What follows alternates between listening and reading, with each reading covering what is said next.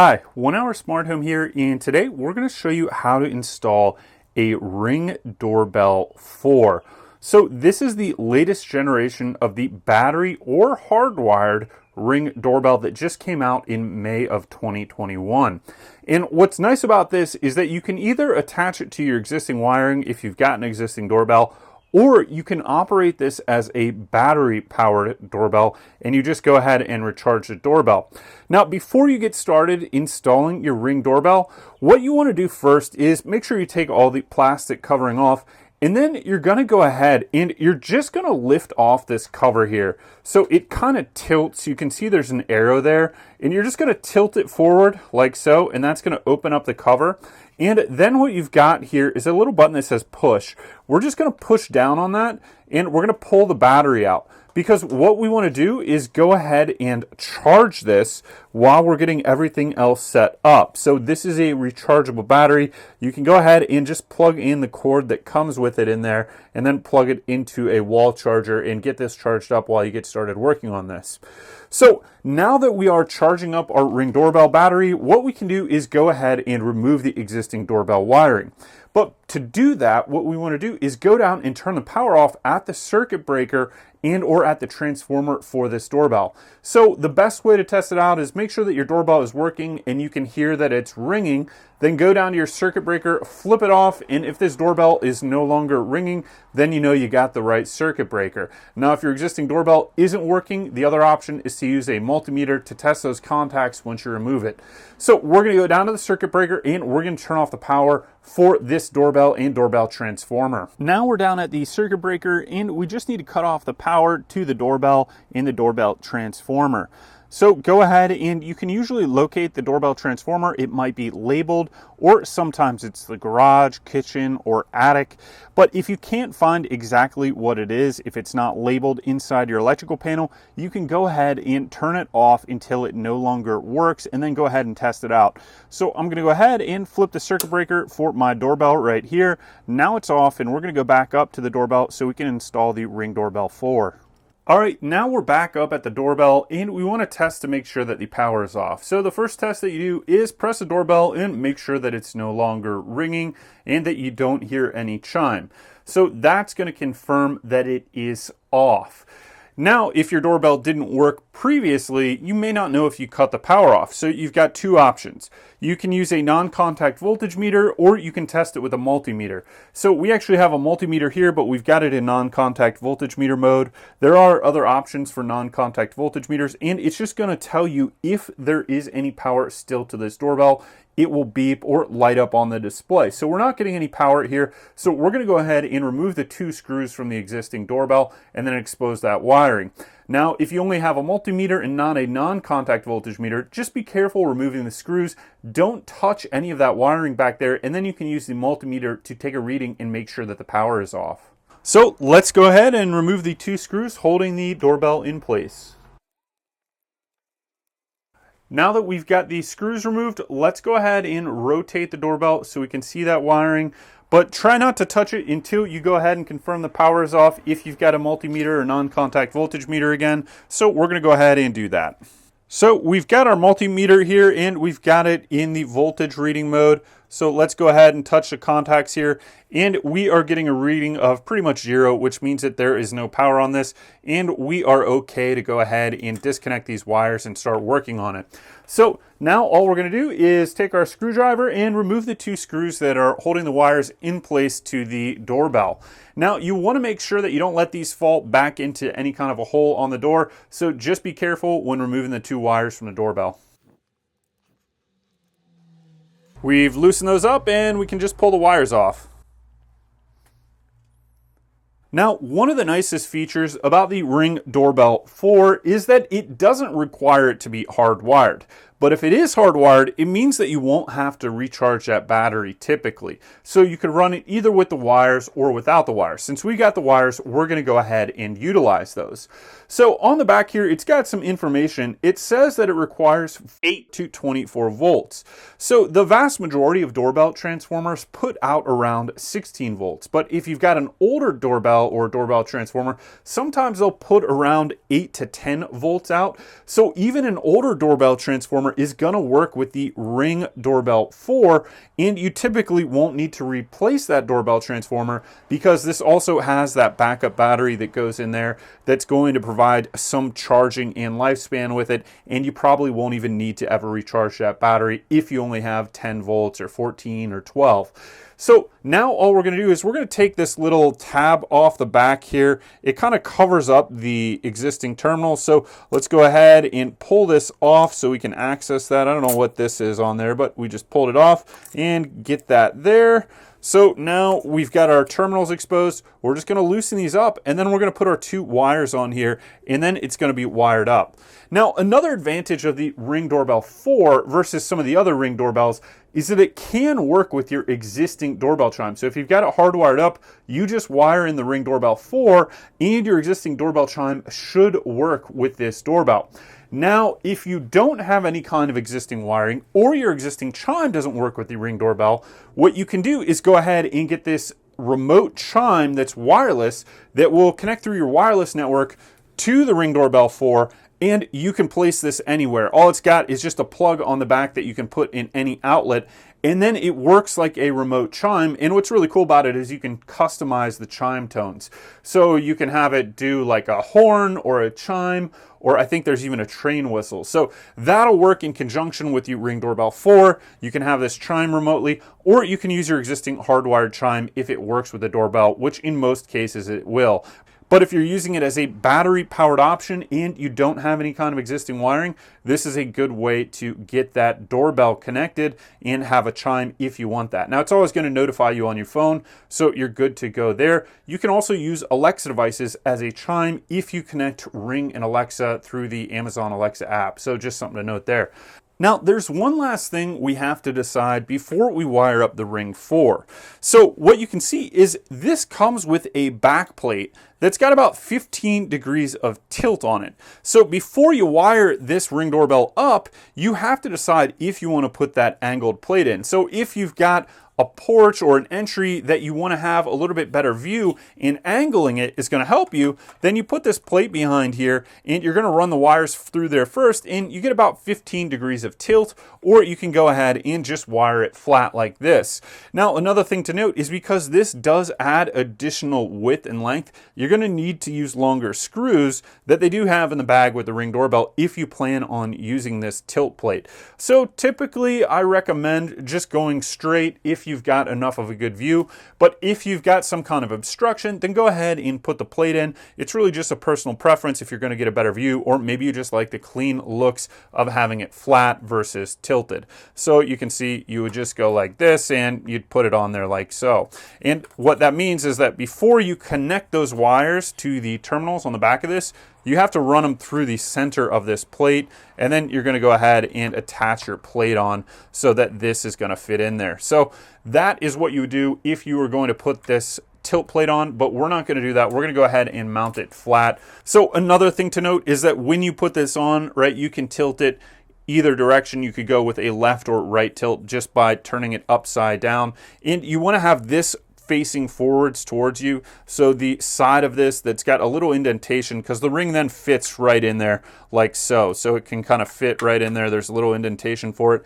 You want to have the open sides. You can see this other side is completely smooth. You don't want that. It's not going to work with the ring very well. You have to have this side because that's where all those screws will automatically screw into there. And then they'll poke through this plastic and into your door frame. So something to note. So now let's go ahead and get the wires wired up to the Ring Doorbell 4. Now we've got a white wire and a red wire. It doesn't matter which wire we wire up to each terminal as long as we have both of them connected. So you can put the red wire on either one of these. You could put the white wire on either one of these. Just go ahead, make sure you get that wire in there, get a nice secure connection, and make sure that it's not going to come out of there. So we've got both of them on there, the white wire and the red wire. Doesn't matter which terminal they go on as long as you've got them both connected. So now we've got the power connected. Just do one last check. Make sure we've got those nice and tight on there. We do. And then you can see what we got is a couple screws here. We got 4 screw holes, one here, one here, one here, and one here. All we're going to do is go ahead and position this, and then we're going to screw those screws into the frame where we've got this. So we're going to go ahead and do that now and just get that positioned how we want. Now I'm just going to put in 2 2 over here because I'm going to only put this up temporarily because I test out a ton of different doorbells and I don't want to have a whole bunch of holes in the frame. But if you were doing it, you could either put 2 in, or if your frame is long enough, put in 4. So if I were to position this like this, I would get all 4 on there. But I'm just going to go ahead and get 2 of these in there and go ahead and do that now. All right, so I just positioned my screw into the hole, and now we're going to go ahead and secure it to the door frame. So sometimes it kind of helps to have the screw positioned in the doorbell before you start screwing it down. It just kind of holds it in place, and then you can just go ahead and screw this down until you've got it secured. So we got 1 in there. Let's go ahead and make sure we've got it positioned how we want it, and we've got it leveled vertically. So let's just move this up a little bit. And now we're going to insert our other screw down here at the bottom. Okay, now we're ready to go ahead and insert the battery as well as restore the power of the circuit breaker. But before you do that, because this is going to go into setup mode, I recommend that you go ahead and make sure you have the Ring app downloaded, set up, and installed on your phone. You got a username and password. It's just going to make it easier to go through the process. So what I'm going to do now is I'm going to go ahead and I'm going to insert the battery. We've been charging this while we were doing the installation, and you just want this tab where it says push facing downwards. So let's go ahead. We're going to insert the battery there, and you can see that it lights up. It puts it into setup mode. And while it's in setup mode, I could go through the whole process just leaving it battery powered, but I'm going to go down and turn the power back on at the circuit breaker.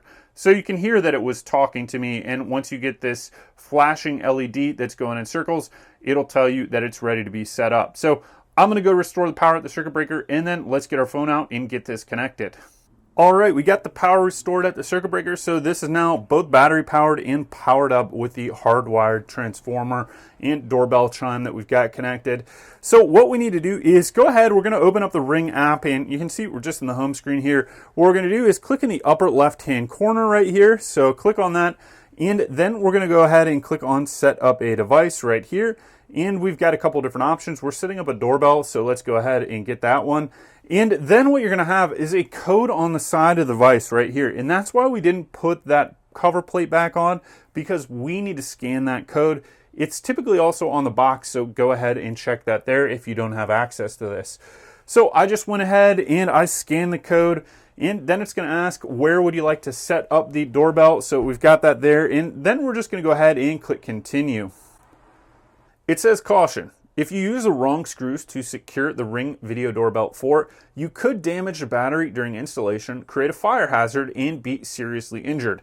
So we absolutely do not want that. And what they're talking about is there is a little screw that's going to go in the bottom right here, and that's going to hold the cover plate in place. So they've got 2 different examples here, and we want to use this example. It doesn't have a point on it really. We don't want to use a long screw to secure that. So we're not to that part of the installation yet, but what they're talking about is this little screw right here. So you can see it's not pointed, and what that's going to do, it's going to go in the bottom here, and it's just going to hold on the cover plate that we took off to go ahead and charge the battery. So make sure you don't put one of those long screws in there, because you could puncture that battery pack, and we do not want that. So just make sure you use the ones that they tell you to use. These small, tiny, non-pointed ones, you know, they're not going to puncture anything. They go right there in the bottom. So what I'm going to do now is go ahead and click Got It. It says, locate the small security screw bag in the box. I have found the security screws, which is this one right here. I'm going to click continue. Now let's go ahead and give it a name. We're just going to call this one Office for right now. And I'm going to go ahead and click continue here. It says wait for Ring Video Doorbell to enter setup mode. The light is spinning, so let's go ahead and click that top option there. It says tap connect on the following screen. I'm going to click got it. It says device to use with Ring, so we select the Ring device. Now it's connecting. It says connecting to your Ring Video Doorbell 4.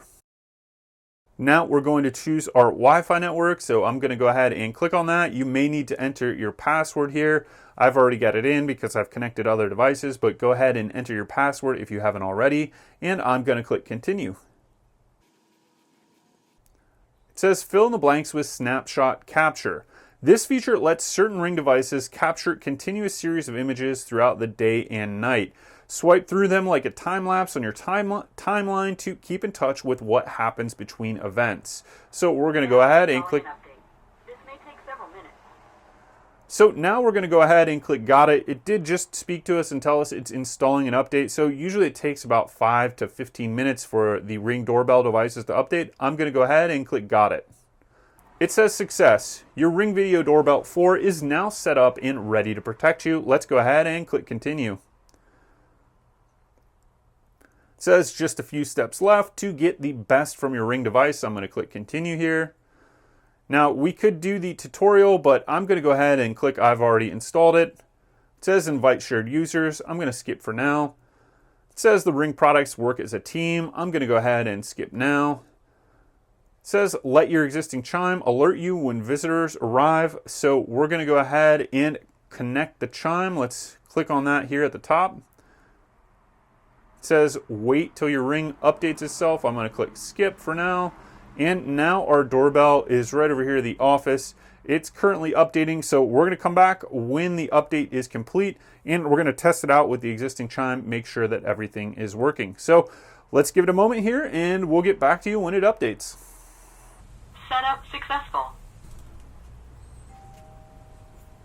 So I don't know if you heard that on video, but the Ring Doorbell did say setup was complete. It spoke to us. So that means that we are ready to go ahead and reinstall the cover plate that we've got now that we've got the battery in there. It's got a little ledge there on the top. So you kind of tilt it in. There's this hole here. You get it aligned and you tilt it into place and then you kind of push in. So let's get it in there. Okay, it's in. And now we're just going to push in. So we've got that on the Ring Doorbell 4.